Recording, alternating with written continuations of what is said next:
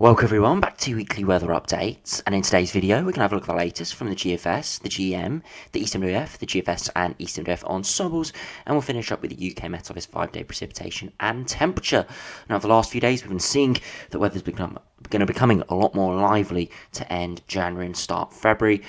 Much more of a westerly pattern, and as we head towards February, more blocking potential, more amplification of the jet stream, and in today's runs we are starting to see some consistency for a possible cold snap coming up for the last day of January and the first few days of February. Different models have different severity and different sort of time frames, but they're all pretty much now showing much colder air mass spreading through.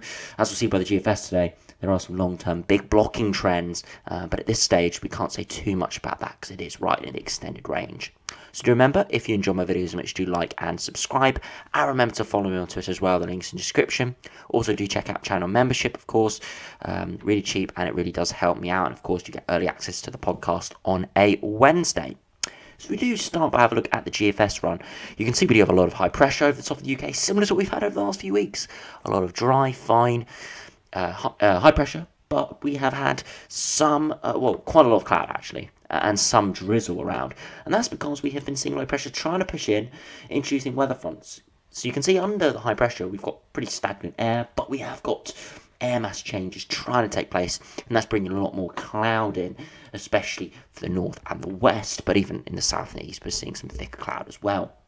Now, the high pressure is going to hold on for a couple of days before we start to see by Wednesday low pressure really move in to the north, and it's going to slide its way southwards, potentially giving some winteriness, not winteriness, but precipitation and maybe a bit of winteriness over northern hills. You see the -5 line does come through temporarily before high pressure tries to build back in once again.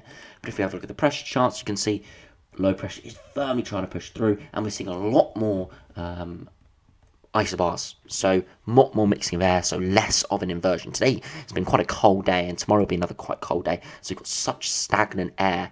It means temperatures are going to be in the low single digits, but by the end of this week we could even be in a colder air mass at 850 HPA, but it could be as cold, if not a little bit milder. But you can see towards the weekend, it's the last day of January, first day of February, we see quite a potent north to northwesterly wind with a really active jet stream, a lot of cold air this side of the pole. It's going to be a really quite cold, potent northerly wind. How long it lasts really does depend on each run, because we'll see with the GM run does go a lot more severe and longer with this northerly snap, but all the ensemble members are really showing it. So I'm pretty confident in this in a week's time. It does eventually move through as this jet stream isn't set up for a massive blocking spell, but cold enough, of course, for little amplifications, giving northerly flows. But it's the longer term, day 10 to day 14, where the GFS really is showing something very interesting.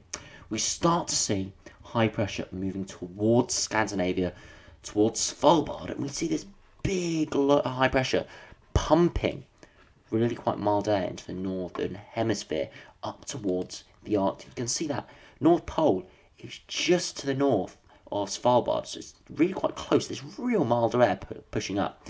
And with this sort of scenario, I wouldn't be surprised to see a big high pressure block develop over the North Pole. We're seeing a bit blocking towards Siberia and Canada, other side of the pole, towards Alaska as well, with low pressure firmly over northern Canada and Greenland. And this could be a scenario that starts to pull in a bitterly cold easterly wind. And if not a bitterly cold easterly wind, if it pulls in cold enough air, we'd see these weather fronts and low pressure systems trying to push up against it. And that could create some more persistent winteriness, potentially, and some snow events for February. It's in the long term, so I don't want to talk about it too much because it is very much likely to change. We are seeing a consistent signal, though. Towards 1st, 3rd of February, we're going to be seeing high pressure return over the Arctic. But where it's positioned and what capacity is going to make a big difference to our weather. If it just remains the other side of the pole, like this run is showing initially, we would just be seeing all these purples our side of the pole, which would continue westerly to a northwesterly flow. Colder sectors will be coming through, similar to the northerly snap we'll see in 7 days' time, or we're likely to see in 7 days' time. But it won't show anything sustained. But if we did see this high pressure really get going on our side of the pole, towards Svalbard, Greenland, or Scandinavia, then we could see something a bit more sustained in terms of colder weather. So very much is keeping all eyes on what is happening with the positioning of this high pressure towards the middle of February. Now, if we do have a look at the GM run, see how that does compare. As I said, it goes really quite cold in 7 days' time. We'll see how it does that. You can see a bit of a northerly flow towards the middle of this week or end of this working week, and then high pressure topples before we see a really potent northerly. We just get that high pressure slightly further northwards, and we see really bitterly cold air sink southwards. -10 line gets through most areas, really quite cold, and that eventually does topple over for around 10 days' time before high pressure is starting to topple back over the UK. Again, if we have a look at the Northern Hemisphere outlook, you can see high pressure is starting to build on the other side of the pole, but not showing any major blocking yet. So we'll have to see if this high pressure does penetrate the North Pole. Again, as I said, it is in the long term, day 10 to day 14. It's for the first half of February, we're seeing this potential blocking. So it's not going to be affecting the weather on the surface for at least 2 weeks, I must say. We're going to be in a bit of a westerly flow with colder sectors, similar to the colder snap we could be seeing towards next weekend and early next working week. We'll be seeing things like that, and that's the route to cold. But we are at the coldest time of the year, so any wind from the north or northwest is going to be cold, just because the upper air temperatures end of January, early February are sort of peak coldness for the Northern Hemisphere. So we'll have to keep an eye really what happens, but there are signs we could be seeing something more sustained in terms of cold weather, but there's no guarantees at this stage what's in store for the rest of February. Now, if we do have a look at the ECMWF run, see how that does compare. Again, it goes very similar over the next few days. Then it has that potent northerly flow. Again, a bit not as sharp as the GM run. So showing a bit more of a transient northerly, only lasting 24 to 48 hours, before we see much milder push across. And once again, high pressure ridging, but we're seeing cold air plunge back out into the North Atlantic. Again, that would amplify the jet stream quite massively. And again, Northern Hemisphere that you can see blocking the other side of the pole. We'll have to see if we see any of that extend towards our side of the pole, towards Svalbard, Greenland, Scandinavia. And if it did, as I said, we could be going colder towards the middle of February. Now, if we do have a look at the ECMWF Ensembles, very good, of course, showing the anomalies, different scenarios. So at day 7, you can see all of the runs are showing this high-pressure ridging up towards Iceland, Greenland, showing a north or northwesterly flow. Again, the different runs showing slightly different variations in how far northwards the high pressure goes and how dominant it is, and that is going to change exactly how cold the air is and how long it's going to last. But all the runs now are showing that -5, if not getting towards -10 line. Through many parts, especially further northwards. Again, it just depends on how sharp that northerly wind is. Beyond that, if we do head out towards day 10, you can see high pressure just topple back over the top of the UK, and we actually see quite a westerly flow, really, in most of the runs. And I guess that would be a bit milder towards day 10. But it's beyond that where we start to see something interesting happen. You can see it at 300 hours, 51% of the run, so pretty much 50-50 split now. High pressure ridging up towards Scandinavia, up towards Svalbard, and that would start to bring the wind in from the east, up against a westerly wind, battleground scenario. 25 or 49% would be going very much for a westerly flow, much milder, but with colder sectors, of course. And if we run right to the end of the run, you can see that again, very similar. 26 or 51% high pressure towards Scandinavia, starting to bring an easterly flow. Wouldn't be bitterly cold, simply because we're not seeing any low pressure undercut that. If we were going to see sort of a beast from the east pattern, we'd be seeing some blues coming undercutting that, which is tropospheric polar vortex coming round the high pressure. We're not seeing that, so it's likely to be chilly, but not bitterly cold, but cold enough, of course, this time of year for snow. But we've got another 25 with just a flat westerly wind, with that blocking the other side of the pole. So it's something to keep an eye on for the first third of February. But not all hope is lost for cold weather. We've got a cold snap coming up, quite likely in 7 days' time. And beyond that, there is the potential for more blocking in February, but by no means is it guaranteed at this stage. Now, if we do finally have a look at the GFS Ensembles, we have a look at the 850 HPA temperature and precipitation. You can see over the next week or so, it's going to be pretty up and down, or generally, actually, if you look at the average, it will be probably above average, but it will be up and down. And again, next couple of days, maybe quite chilly with an inversion, especially further southwards. But then you can see that cold snap until the 31st, 1st of February, real quite potent. Most of the runs now going down to -5, if not lower.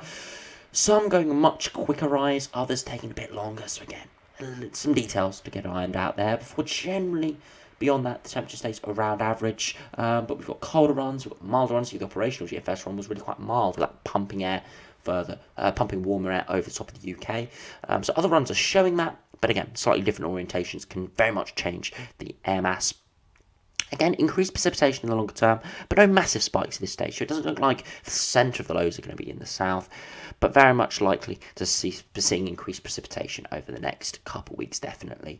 Air masses, again, very up in the air beyond the 1st of February. Cold, likely to end this month, start February. But after that, how the temperatures rise again and where they go beyond that is very, very uncertain. So anyone giving you a forecast for the first week of February at the moment, it is very uncertain. There's no guarantees at this stage. The general trend, though, is for low pressure jet stream trying to push through over the next couple of weeks. And there's a signal for some blocking to be forming towards the first third of February. But where it sort of appears, develops, we'll decide whether we see colder weather or whether we remain rather westerly, which could have cold sort of incursions like we're going to be seeing next week, but it's not going to be sustained and give widespread snow, which is what a lot of people are looking for. If we do look at the snow depth, you can see some snow spikes around the 31st and 1st of February. Again, will be most likely convection-based, but could be some occluded fronts.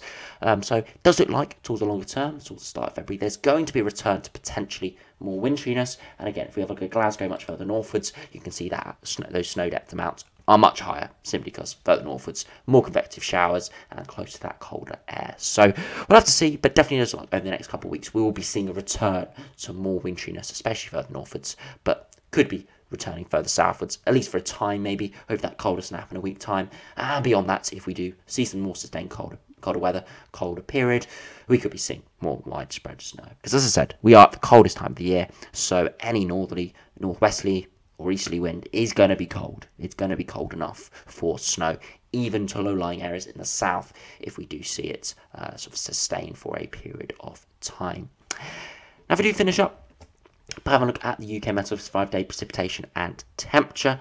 We're going to start to see low pressure pushing through over the next 5 days. As you can see at the moment, pretty dry, a few showers in the north, nothing too crazy. But tomorrow, we're going to see a bit of cloud break, maybe in the north, but we're going to be seeing showers start to push in through early hours of Wednesday. Weather front spreading southwards through Wednesday evening into Thursday. But it's losing momentum as it's pushed southwards into the higher pressure. A few wintry showers further northwards before we see another weather front move through by Saturday. And again, no massive rain at the moment in the south, but definitely in the north, we're going to be seeing an increased amount of precipitation, thicker cloud, and showers that could be wintry, especially over high ground. Now, if we look at max temperatures, you can see today was really quite chilly, only 2, 3, 4 degrees quite widely. Now, tomorrow, we're going to be seeing temperatures waking up to around freezing, maybe a touch above, and in the afternoon, 1 to 3, maybe 5 degrees, many central and eastern areas. Further westwards, toward coastal areas, maybe getting up towards 6 or 7 degrees. But where that air is stagnant across central, eastern England, it's going to be cold, 1 to 3 degrees, really chilly. Quite a bitingly cold day there.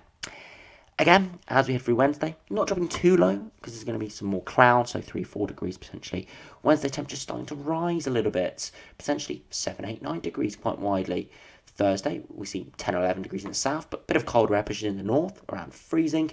Friday, early hours, really quite cold for Friday in the day, 7, 8 degrees around average. Before the weekend, we start to see milder air push in ahead of the much colder air to the north, 11 or 12 degrees in the south. Warmest day for quite a while. We can see much colder air is pushing into the north, and I'd expect that to reach all areas by Sunday, Monday time, as that colder air definitely does start to come in from the north. It's looking very interesting over the next few weeks. Definitely just looking like there's going to be a cold snap next week, and then beyond that, there is increased chance of blocking returning over the North Pole. But where it does develop, an exact orientation will very much decide what we're going to be seeing towards the sort of in the last month of the winter. I must say, it does look like there's going to be a very strong jet stream. So, again, we have to take everything with a pinch of salt because the jet stream is going to be very strong. It's going to favour westerly winds. But as I said earlier, if we do see westerly winds coming up against a Scandinavian block, that could create some very interesting conditions with sort of stagnant low pressure systems, sliding lows, and that could create a lot of fun for potential snowfall in February. But we'll have to keep an eye, of course, as it's all dependent on the air masses and the blocking. So it's just something to keep an eye on over the next couple of weeks. So anyway, thanks for watching. Hope you enjoyed. Subscribe if you're new, and I'll see you again for another video soon.